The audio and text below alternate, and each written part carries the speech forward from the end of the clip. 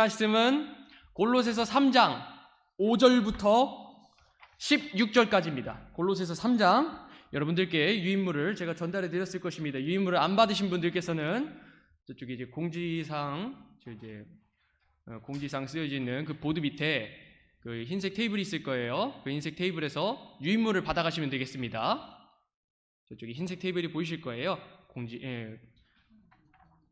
네, 좋습니다. 골로새서 3장 5절부터 16절 유인물 갖고 계신 분들은 유인물로 양면으로 되어 있으니까요. 그리고 없으신 분들은 이제 성경책 펴시면 되겠고요. 한 목소리로 읽겠습니다. 시작!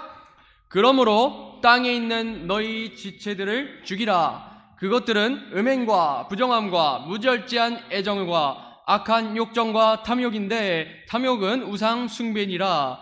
이것들로 인해 하나님의 진노가 불순종의 자녀들에게 닥치느니라.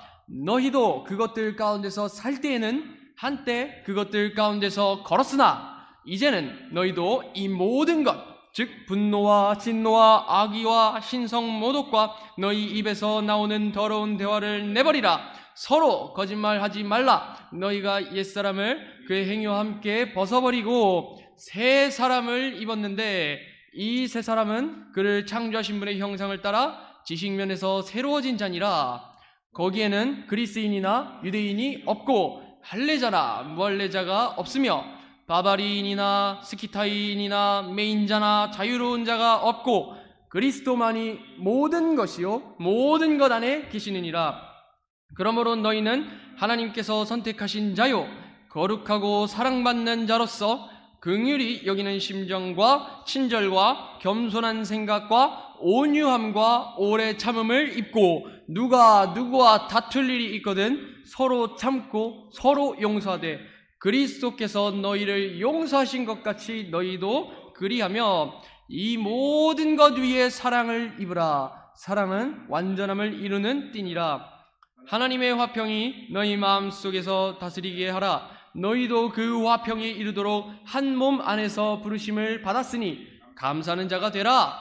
그리스도의 말씀이 모든 지혜와 함께 너희 안에 풍성히 거하게 하여 시와 찬송가와 영적 노래로 서로 가르치고 훈계하며 너희 마음속에서 은혜로 주께 서로 노래하고, 이제는 서로 노래하라 이렇게도 될 것 같습니다.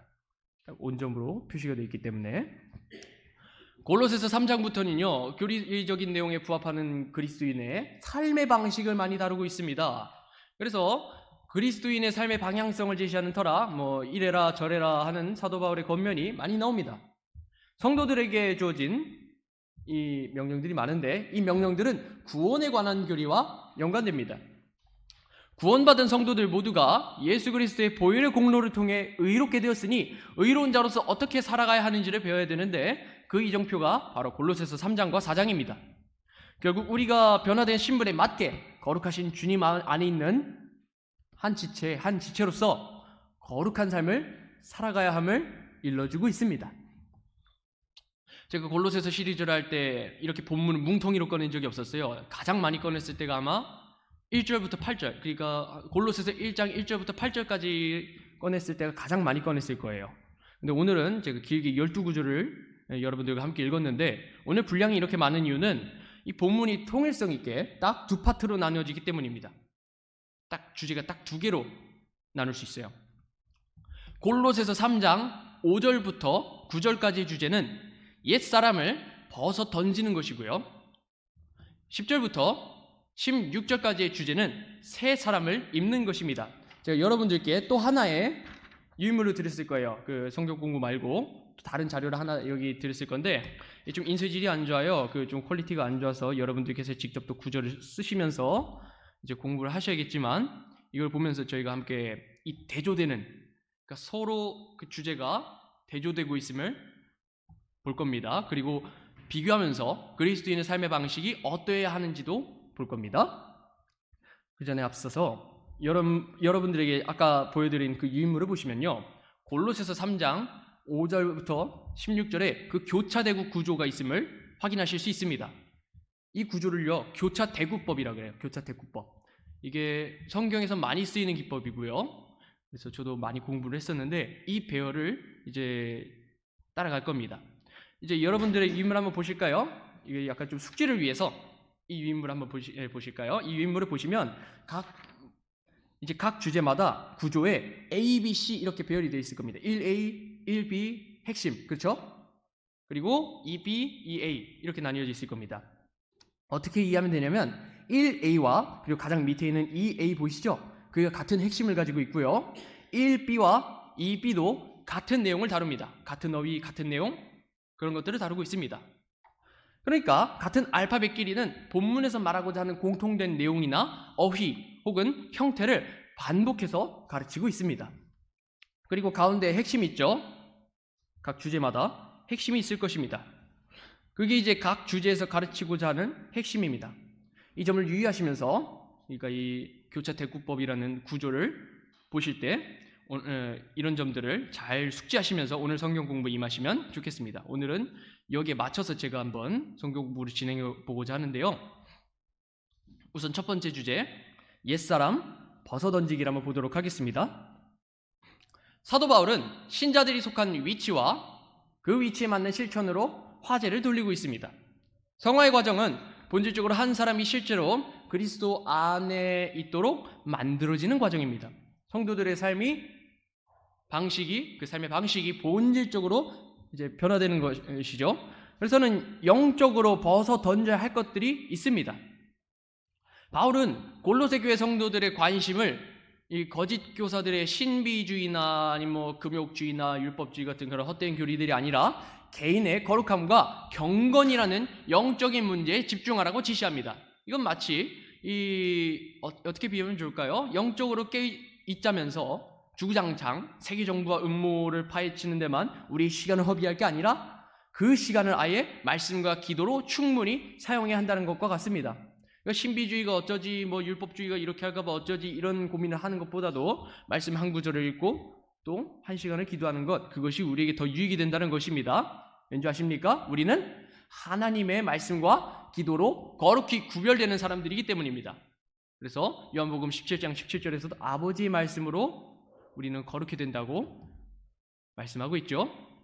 자, 그러면 항목별로 보도록 하겠습니다.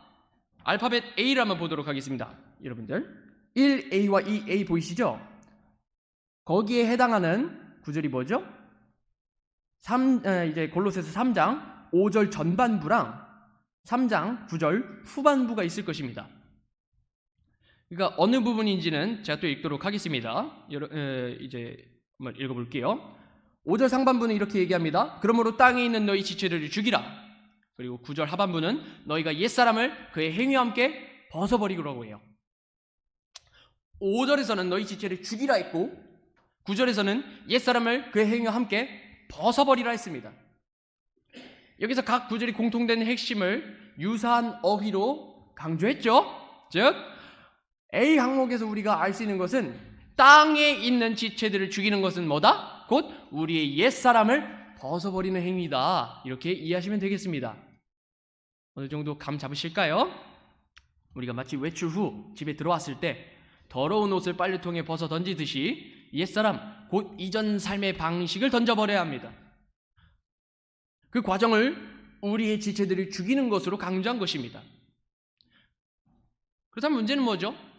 어떻게 죽여야 하는가입니다. 옛날부터 로마 카톨릭과 영지주의 등 여러 잘못된 교리들은 금욕적인 생활과 고행으로 자기 자신에게 고통을 주고 괴롭게 해서 육신적인 삶을 어떻게든 통제해 보려고 시도해 왔습니다. 그러나 사도 바울은 우리의 실제 몸을 학대하거나 아니면 못 먹어서 괴롭게 하는 것으로 우리 지체를 죽이려고 하지 않았습니다. 그런 식으로 하라고 의도해서 쓴 게 아닙니다. 육신에 가학을 주는 모든 행위들은 육체는 통제할 수 있을지는 모르겠지만 사람의 마음 상태를 제어하지 못합니다. 사도 바울은 우리의 지체를 죽이는 방법으로 두 가지를 명령하는데, 하나는 위에 있는 것들, 곧 하나님이 계신 그곳에 있는 것들을 추구하는 것이고, 그리고 또 다른 하나는 모든 신자들 안에 계신 성령님께서 우리에게 지시하는 대로 따라가는 것입니다. 그러니까 첫 번째 방법은 지난번에 읽었던 본문 1절에서 언급되어 있고요. 위에 있는 것들을 추구하라고 되어 있죠. 근데 두 번째 방법은 로마서에서 좀 찾아볼 수 있습니다. 한번 성경책을 피시면서 로마서 8장 13절 한번 보도록 하겠습니다. 로마서 8장 13절.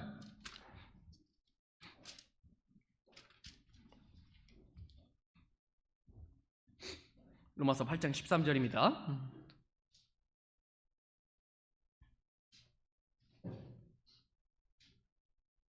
예, 찾으신 줄 알고 한 목소리로 읽겠습니다. 시작! 너희가 육신을 따라 살면 죽을 것이나 성령을 통해 몸의 행실을 죽이면 살리라. 예, 그리고 로마서 13장 14절 보시면 이렇게 있는데요. 오히려 너희는 주 예수 그리스도로 옷 입고 육신의 정욕을 채우기 위해 육신에게 기회를 주지 말라라고 합니다. 옛사람 곧 아담으로부터 물려받은 죄성을 따라가면 성도들의 거룩한 삶을 살아가지 못하고 그런 삶의 방식을 추구해야 되는데 가로막혀 버립니다. 성령을 따라 살지 못하게 하는 것이죠. 그렇게 우리는 성령님께서 여러분들 가운데 주시는 마음과 성경 기록에 따라 살아감으로써 우리의 지체가 죄를 지을 기회를 갖지 못하도록 늘 성령님을 선택하는 삶을 살아야 합니다. 그러한 삶의 연속을 반복해서 훈련해야 함을 보여주고 있습니다. 그래서 옛날에 청교도 중에 존 오웬은 죄 죽임이라는 책을 쓸 정도로 이와 같은 훈련이 필요하다는 것을, 죄를 죽이는 훈련이 매 순간마다 필요하다는 것을, 그리고 그것을 위해서는 우리가 성령을 따라가는 그러한 삶을 살아야 한다는 것을 계속해서 가르쳐 왔습니다. 옛날부터 이런 고민들을 많이 해왔던 것 같아요. 자, 그렇다면 B 항목을 한번 보도록 할까요? 자, B 항목은 죽여야 할 지체는 옛사람의 삶의 방식임을 가르치고 있습니다. 그러니까 A 항목에서 드러냈던 것의 디테일을 다루고 있어요. 이 항목에서는 5절의 하반절과 8절, 9절이 한 쌍으로 묶여 있습니다.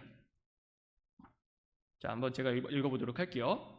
1b, 5절 하반부에는 이렇게 얘기합니다. 그것들은 음행과 부정함과 무절제한 애정과 악한 욕정과 탐욕인데 탐욕은 우상숭배니라 라고 되어 있고, 8절과 9절 상반절은 이제는 너희도 이 모든 것, 즉 분노와 진노와 악의와 신성모독과 너희 입에서 나오는 더러운 대화를 내버리라. 서로 거짓말하지 말라 라고 되어 있습니다. 따라오고 계시죠?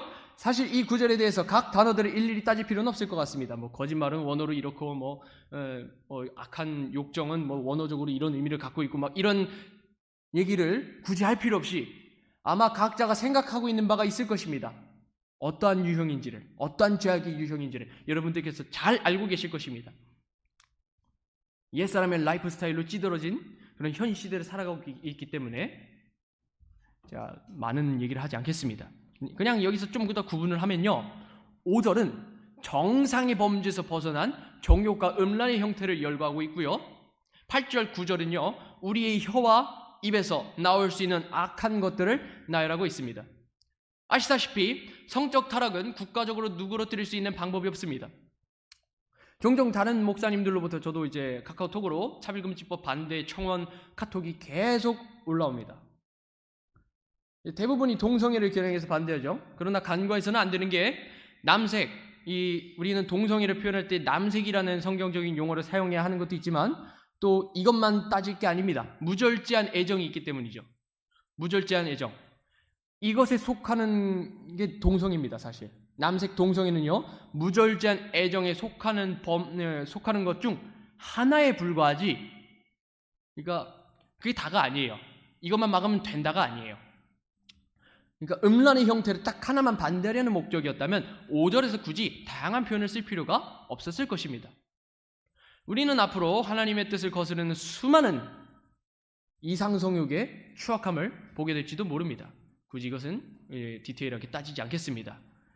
말하는 것도 역겨울 정도로 수많은 이상성욕의 산물들을 제가 이 세상에서 지켜보고 있기 때문이죠. 그러나 이 성을 우상숭배의 도구로 이렇게 전락시키는 것이 아닌 우리는 다산하고 번성하라는 하나님의 명령에 따라 이 성을 어떻게 해요? 거룩히 구별해서 사용해야 할 것입니다. 그러기 위해서는 저도 우선 기도부터 먼저 해야 될 것 같아요. 사실 이 성 다루는 거를 다 떠나서 그냥 기도부터 해야 될 것 같습니다만, 더 나아가서 우리의 입도, 그러니까 우리의 혓바닥에서 나오는 그런 내용물들도 거룩히 구별해서 사용해야 함을 가르치고 있습니다. 오죽하면 쌔바닥이라는 말을 쓰지 않겠습니까? 그래서 야고보서 3장에서 쭉 설명하는 것처럼 혀는 불법의 세계 그 자체입니다. 우리의 입에서는 얼마든지 독소를 쏟아부을 수 있음을 부인할 수 없습니다. 저조차도 이 부분에 대해서는 되게 조심해야 하는 사람임을 처절하게 이렇게 깨닫고 있는데, 이 운전할 때 특히 이래서 사람이 욱하는구나를 배우게 됩니다. 가령 정수기에도 이 정수랑 냉수를 딱 조절할 수가 있잖아요. 그리고 또 온수는 따로 있죠. 딱 구별돼서 공급이 되잖아요. 마찬가지로 우리 입도 그런 것 같습니다. 우리 역시 말해야 할 것도 구별해서 우리 입에서 악을 표출하는 언행들은 잠글 수 있으면 최대한 잠가두고 오직 복음의 진리를 선포하는 용도로 사용할 수 있도록 우리의 언행을 우리 스스로가 관리해야 할 줄 믿습니다. 여러분들도 그렇게 생각하시죠? 자, 그러면 이 옛사람 벗어던지기의 핵심은 무엇일까요? 그것은 옛사람을 따라 사는 삶은 불순종의 자녀들의 삶이고, 그것은 하나님의 진노가 닥치게 하는 하나의 결과물이다라고 가르치고 있습니다. 그러니까 이 주제의 핵심은 예리한 경고예요. 옛사람을 벗어던지지 않고 그냥 그대로 입고 살아서 불순종의 자녀로서 살아가는 사람의 결말이 무엇인지를 가르치고 있어요. 그게 하나님의 진노가 쏟아진다는 것입니다. 그래서 6절, 7절이 이렇게 얘기합니다. 이것들로 인해 하나님의 진노가 불순종의 자녀들에게 닥치느니라. 너희도 그것들 가운데서 살 때는 한때 그것들 가운데서 걸었으나라고 합니다. 지금도 누군가가 이 삶을 살아가고 있습니다. 구원받기 이전에 모든 사람의 과거가 이랬습니다. 너만 그래가 아니라 나도 그래입니다. 사실 그렇습니다. 하나님의 진노가 우리 위에 머무른 적이 있었죠. 그리스도인은 회심 이후 이 진노 아래 벗어나게 된 사람들입니다. 바로 우리가 하나님의 이 진노 아래 놓이지 않으려면 이제는 이전의 행실들을 없애야 하고요. 이전의 행실로 인해 하나님의 교제가 문제가 생겼다면 우리는 아버지 하나님께 나아가 우리의 죄들을 자백하여 용서를 구해야 할 것입니다. 바로 우리는 늘 이 핵심이 가르쳐주는 대로 불순종의 자녀들의 삶에서 우리는 하나님께 순종하는 그런 자녀들의 삶을 살아가야 함을 보여주고 있고, 그리고 우리는 그러기 위해서는 옛사람을 벗어버려야 함을 기억해야 할 것입니다. 그다음에 두 번째 주제를 한번 보도록 할게요. B, 새 사람 입기입니다. 두 번째 주제는 B, 새 사람 입기입니다. 10절부터 16절까지죠. 옛사람은 구원받기 이전의 사람으로 첫째 아담의 죄성에 따른 삶을 살게 한다면, 새 사람을 이렇게 입는 것은요, 구원받은 이후의 사람으로 둘째 아담이신 그리스도로 옷 입어서 변화된 지위에 걸맞는 변화된 삶의 방식을 따르게 합니다. 갈라디아서 한번 볼까요? 갈라디아서 3장에 이런 말씀이 있습니다. 우리가 새 사람을 입는다는 것은 그리스도 안에 있는 것이고요, 또 그리스도로 옷 입는 것임을 성경은 말해주고 있습니다. 갈라디아서 3장 27절입니다.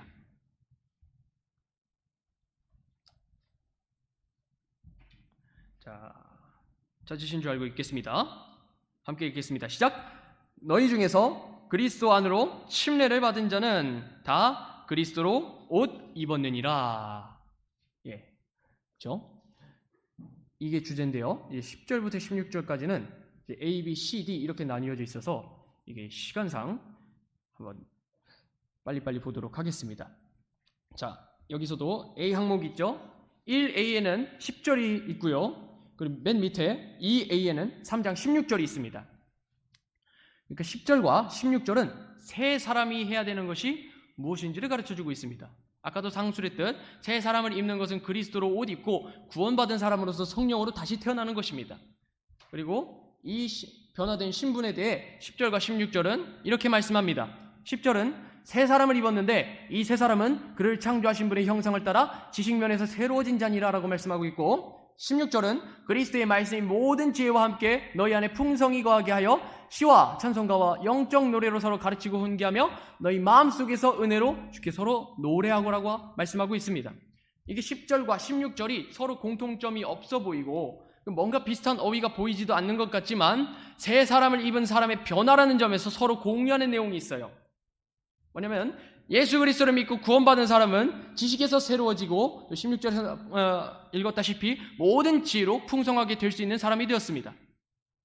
이게 다 창조자이신 하나님의 형상을 따라 변화됐기 때문에 가능한 일입니다.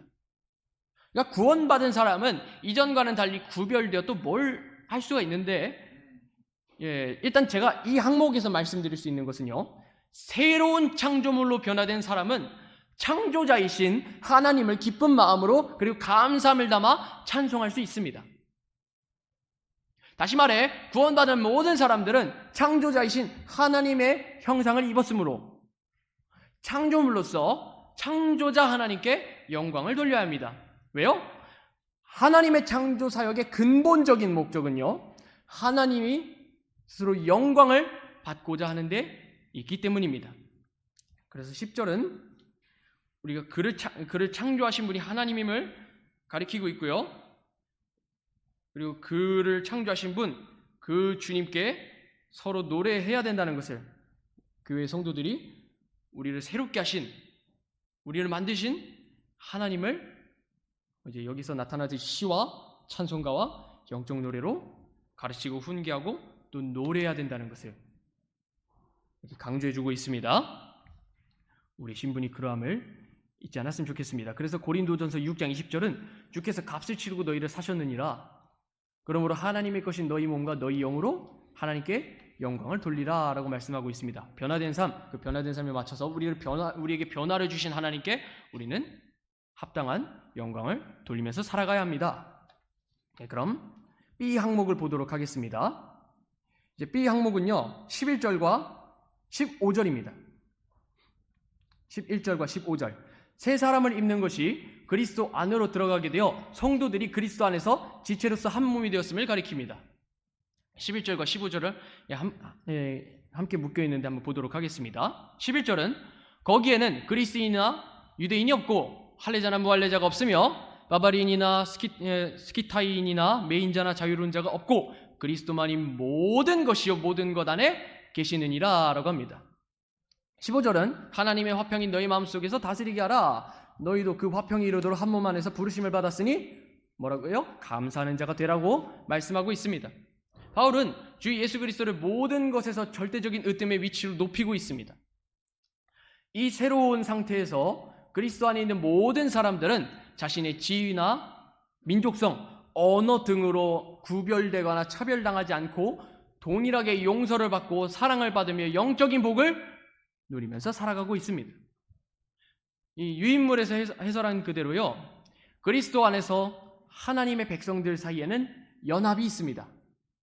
계급으로 나눠버리는 게 아니라 하나로 연합되어 묶여 있습니다.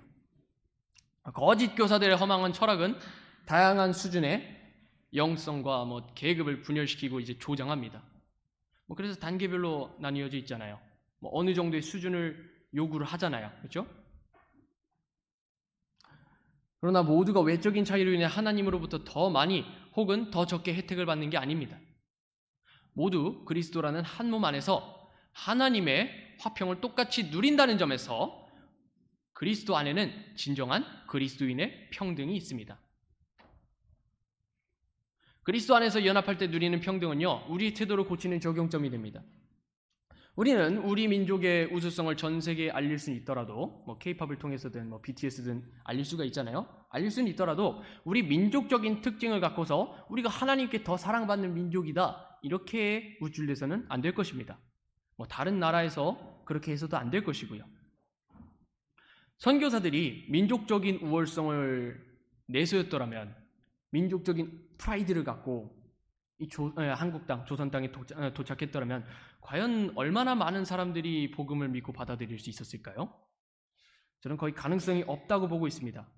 그들로 그 태도와 그 성품을 볼 줄 아는 사람들이기 때문입니다. 다행히도 우리나라에 온 선교사님들은 민족적 우월성을 내세우지 않고 겸손함을 유지한 채 당당히 하나님의 말씀을 우리에게 전달했기 때문에 복음을 듣지 못했던 이 한반도의 사람들이 마음의 문을 열고 복음을 들어서 그리스도를 영접할 수 있었음을 우리는 기억해야만 합니다. 우리 또한 그리스도 안에서 우리가 평등함을 누릴 수 있다는 것을 전하기 위해서는 복음을 전하는 우리의 태도에 어떠한 자랑이 있어서도 안 되고, 외적인 자랑이 있어서도 안 되고, 그냥 어떤 우월감 같은 걸로 상대방을 열등하게 내리깔면 안 된다. 즉 우리 태도에 겸손이 반드시 있어야 함을 가르치고 있습니다. 여러분들이 복음 전할 때 각자 겸손한 마음으로 그렇게 할 수 있으면 좋겠고요. 그리고 시 항목으로 넘어가도록 하겠습니다. 시 항목에는 3장 12절이 있고요. 그리고 14절이 있습니다. 이게 시 항목으로 묶여 있습니다. 그러니까 이 항목은요, 새 사람을 입은 사람들이 그리스도 안에서 특권을 누리는 사람이 되었음을 다루고 있습니다. 성도들이 누리는 특권이 무엇이냐라고 했을 때 본문은 그 특권이 사랑이라고 지목합니다.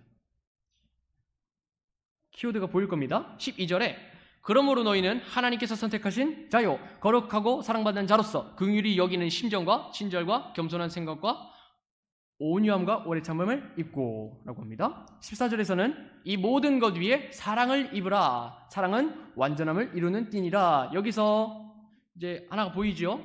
사랑이라는 단어가 중복돼서 나옵니다. 12절에서도 사랑받는 자라고 나오고요. 14절에서도 사랑이 두 번 나옵니다. 여기서 나오는 사랑은 charity라고 하죠. 이 겸손한 진리는 죄인을 구속하기로 선택하신 분은 하나님이시며 하나님을 선택한 죄인들이 아님을 신자들에게 상기시킵니다. 그러니까 우리가 어떤 하나님의 선택을 받을 수 있는 것은 하나님께서 자신의 주권을 가지고 우리는 선택할 수 있을지 모르겠지만 어쨌든 하나님께서 우리를 구원하기로 계획하셔야만 가능한 일입니다. 우선적으로요.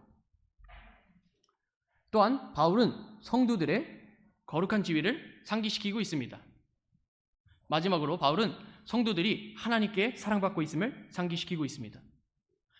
세상에서도 사랑은 옳고 경건한 행위를 하게 하는 큰 동기입니다. 그렇기에 우리 또한 하나님께 사랑받는 자로서 하나님으로부터 그 누린 사랑만큼, 헤아릴 수 없는 그 사랑만큼 모든 경건한 생활과 행동에서 하나님의 사랑을 드러낼 수 있는 사람들이어야만 합니다. 받은 만큼 그 하나님의 사랑을 남들에게 드러낼 수 있는 사람들, 우리는 그런 사람들이 되기를 지향해야 합니다. 우리가 하나님께 사랑을 받은 만큼 마음과 혼과 힘을 다해 하나님을 사랑하고 또한 우리 이웃에게도 내 몸과 같이 사랑을 표출해야 함을 가르치고 있습니다. C 항목은 그렇게 가르치고 있고요. 그리고 마지막으로 D 항목과 핵심 주제를 한꺼번에 보도록 하겠습니다. 그러니까 1D, 2D 그리고 핵심이 있는데 다 이제 13절이에요. 여러분들의 유인물을 보시면은 다 13절이에요. 13. 이제 이 13절이 딱 나와 있는데 이 D 항목에서 강조하는 것은요. 서로 용서하는 것입니다. 서로 용서하는 것은 성도들이 해야 하는 것입니다. 그리고 그 핵심에는 그리스도의 용서하심이 있습니다. 그러니까 핵심이 그리스도께서 우리를 용서하셨다이기 때문에 우리는 D 항목에서 우리는 서로를 용서해야 되고 그것이 성도들이 해야 하는 것임을 알 수 있습니다. 13절 전체를 다루니까 한번 같이 읽어볼까요? 골로새서 3장 13절. 골로새서 3장 13절 한 목소리로 읽겠습니다. 시작! 누가 누구와 다툴 일이 있거든 서로 참고 서로 용서하되 그리스도께서 너희를 용서하신 것 같이 너희도 그리하며. 교회 공동체의 중요성을 강조하기 때문에 이거는 누구는 안 해도 되고 누구는 해야만 하고 그런 게 아니라 모두가 서로에게 그렇게 해야 한다는 것을 강조하기 위해서 서로만 두 번을 쓰고 있습니다. 13절에서 바울은 교회 회중 안에서 형제관계를 유지하는 데 도움이 되는 두 가지 실천사항, 참는 것, 용서하는 것을 가르치고 있습니다. 이 13절에서 참는다는 말은 그러니까 어떤 사람에게서 죄가 발견됐는데 그 죄를 용납하고 넘어가라는 말이 아니라 다른 사람의 성격과 그리고 연약한 부분들 그것들을 참아내고 그것으로 인해 약간의 충돌이 일어났다 하더라도 용서해야 함을 의미합니다. 그리스도인들 모두가 성격이나 언행 등 외적인 특징에서 무슨 공산품 마냥 찍어내는 사람들이 아니잖아요. 우리는 새 사람으로 변화가 됐다 해서 우리의 언행과 성품과 외형이 다 공산품처럼 우리는 그리스도인입니다 하면서 막 일관된 모습을 갖추지 않고 있어요. 서로가 다양성을 갖고 있습니다. 그렇죠? 그 다양성 안에서 우리는 그리스도 안에서 한 몸이 되었음을 기억해야만 합니다. 그리스도인들 모두가 성격이나 언행 등 외적인 특징까지 이 공산품 마냥 똑같지 않으니까 서로가 가진 차이점들로 인해 소란이 일어나는 것은요, 전혀 이상할 게 없습니다. 오히려 그게 정상이에요. 싸움이 나야 정상입니다. 사람 살고 사람들끼리 모여서 일하는 곳이라면 얼마든지 싸움은 벌어질 수 있습니다. 근데 여기서 신약교회가 다른 집단들과 구별될 수 있는 이유가 무엇일까요? 그것은 아까 우리가 본문에서 읽었듯이 서로를 용서할 수 있는 공동체라는 점에서 우리는 차이를 보이고 있습니다. 뭐 다른 집단이었으면 그냥 딱 선 그어버리고 쟤는 이상한 놈이야 딱 시켜버려, 왕따 시켜버리고, 그리고 일본에는 이지메 문화가 있고 우리나라에서 똑같이 학교폭력과 왕따 문화가 있잖아요. 회사에서도 예외는 없죠. 군대에서도 예외는 없죠. 다 공동체가 누군가를 어떻게 격리시키고 분리시키고 차별을 한다 하지만 신약교회는 어떻게 할 수 있습니까? 이해하고 그리스도 안에서 참아내고 또 용서할 수 있습니다. 왜요? 그리스도께서 우리를 용서하셨기 때문입니다. 우리 주기도문에서도 그런 구절이 있지 않습니까? 마태복음 6장 한번 보실까요? 마태복음 6장. 이게 하도 안 찾아본 구절이긴 한데 이참에 한번 찾아보도록 하겠습니다. 마태복음 6장 12절입니다. 제가 주기도문은 많이 외웠고 하지만 여기 있으면서 주기도문을 많이 찾아보지 못했기 때문에 한번 보도록 하겠습니다. 예수님께서 이렇게 기도하라고 가르치지 않았습니까? 마태복음 6장 12절에 뭐라 기록되어 있죠? 한 목소리 읽겠습니다. 시작! 우리가 우리에게 빚진 자들을 용서하는 것 같이 우리의 빚을 용서하시며 라고 합니다.